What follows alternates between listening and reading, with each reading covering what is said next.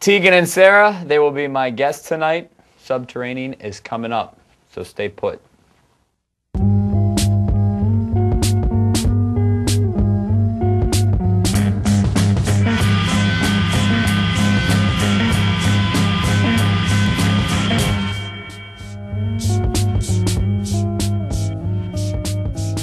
Hello there, Tegan and Sara. They will be dropping by in a little bit, but we're going to start off the show with Snow Patrol.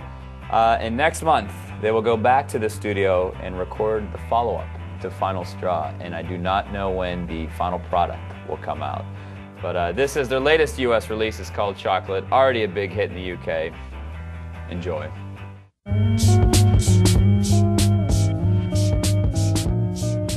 Coming up, we've got a video from Adem. He is a solo artist from London, released his debut album last summer. Some people heard it, got some good press, word of mouth spread, and now he has found a place on Subterranean. So you'll see that shortly. And also, Tegan and Sara will be dropping by.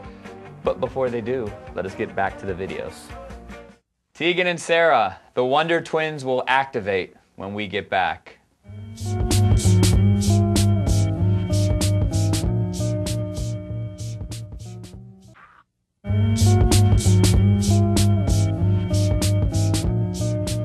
We play acoustic and we play electric, and we really see ourselves as being pop songwriters and stuff like that. But it's really hard. But we like the idea of being pop for sure. But like good pop, you know? Yeah, it's not bubblegum pop. No, it's like edgy pop. Yeah, like but pop for sure. But it's pop. Yeah, yeah, for sure. Were you guys listening to a lot of '80s music? I think, well, we grew up in the 80s, so, and my parents were really young when they had us, so definitely I think a lot of 80s music has influenced us.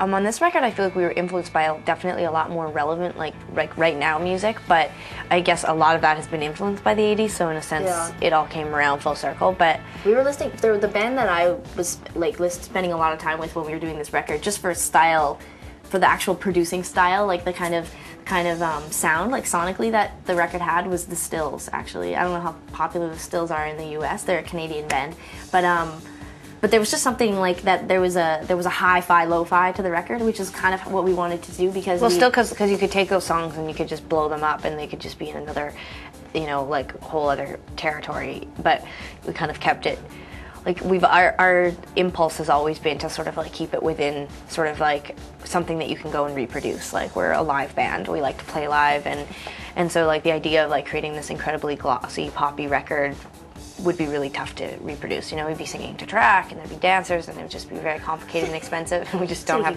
that much of a budget. So we kind of keep it still like we record in a basement like this, you know, and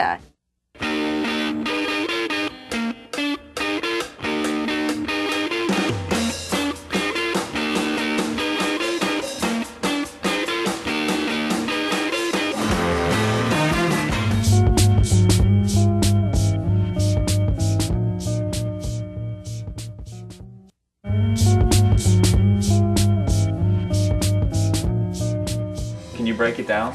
Well, the video... I'm a little confused by it. Yeah, I don't think very many people really liked it. Not liked it, they just sort of were like, what are you trying to do? Who are you and what are you trying to prove? But that was me, that was my statement. Well, I was waiting for an epiphany to happen at the end, and it didn't come to me. Sara's kind of like that. She's like an incomplete thought. She's like, I'm almost, no. And then you're like, what happened? It's, you know, it's a little bit deeper than, say, like the OC. So I know, Jim, that you're really into the OC, and so it might have been hard. I'm not even into the OC, but there's black and white, good and evil. There's hearts being ripped out. There's well, the record breaking down walls. Our record's called So Jealous, and I think the major theme on this record is sort of the idea that, like, I mean, we are 24 years old, and Sara moved across the country. We wrote this record 4,000 miles apart.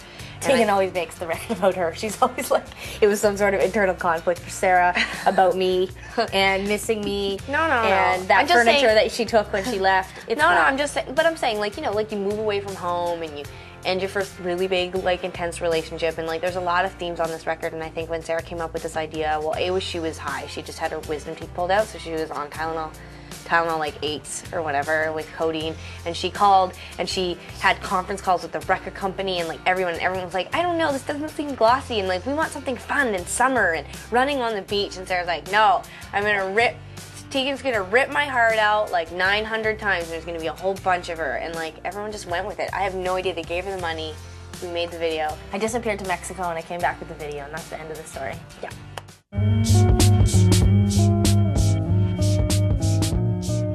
For the So Jealous recording sessions, is that true that you locked your drummer up? Well, You were sort of the well, Mr. basically, Miyagi to his Daniel LaRussa. in a sense, yeah. I mean, Rob actually took me aside. We came back from IKEA one day, and he said, you know, he took me aside and he said, Tegan, I just want you to know, you're playing Rob. Put aside your sisterly feelings. Oh, sorry. He said, Tegan, I really feel like I came outside of the drummer box, the rock box, and I really and he did. I mean, I think this record, like, some of the drum beats are really interesting and cool, and Sarah and I demo a lot of demoed most of the record ourselves at home, and then we got the band together and got a rehearsal spot and started working on the arrangements and the instrumentation, and the demos were a blueprint, though. I mean, and it would be like coming in to build this basement here and not having a blueprint. You can't just go out there with nothing, you know, because then who knows what you're going to get, and we're control freaks. So when we got into rehearsals, we sort of just started from scratch, and it just didn't feel right. It felt really weird. It felt really wrong, and the songs were not going in the right direction. And so I brought the demos in and set up a massive stereo, and yeah, I was like, well, I refuse to play.